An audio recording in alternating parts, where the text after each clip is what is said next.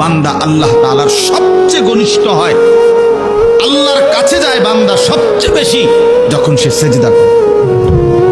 কি করে ভাইয়া বলেন না? সেজদা করে। সেজদা করলে বান্দা আল্লাহর সবচেয়ে প্রিয় হয়। আর আরবিতে একটা নিয়ম আছে, আপনার কোনো জিনিসের পক্ষ দেখে উল্টাটা বোঝা যায়, উল্টাটা দেখে বাওটা বোঝা যায়।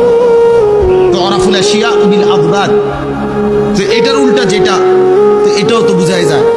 আল্লাহ তাআলার সবচেয়ে ঘনিষ্ঠ হয় সেজদার দ্বারা, তো আল্লাহ তাআলার সবচেয়ে দূরে হয় সেজদা না করার দ্বারা। বান্দা আল্লাহ তাআলার কাছে সবচেয়ে ঘৃণিত হয় যখন সে সেজদা করে। এই জন্য একটি সেজদা, একটি মাত্র সেজদা যার দ্বারা এক রাকাত হয় না, এক রাকাত নামাজ হওয়ার জন্য দুইটা সেজদা লাগে। একটি সেজদা না করার কারণে কিতাবের কোনো বর্ণনা আছে, ইমাম কুরতুবী বলছেন ৮০,০০০ বছর ইবলিস আল্লাহর বন্দেগী করছে। তা ৮০,০০০ বছর ইবাদতের পরে গিয়েও একদিন একবার আল্লাহ তাআলার একটা হুকুম সেজদা, একটা সেজদা করে নাই।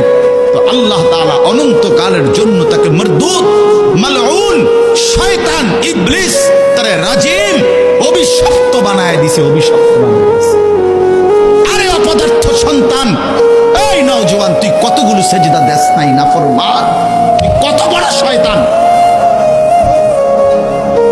কত বড় শয়তান বেটা, তুই ছোটখাটো শয়তান বেটা, তো ওই শয়তানের থেকে বড় শয়তান বেটা। ওই শয়তান তো একটা সেজদা করে না, তুমি শয়তান কয়টা সেজদা করবে?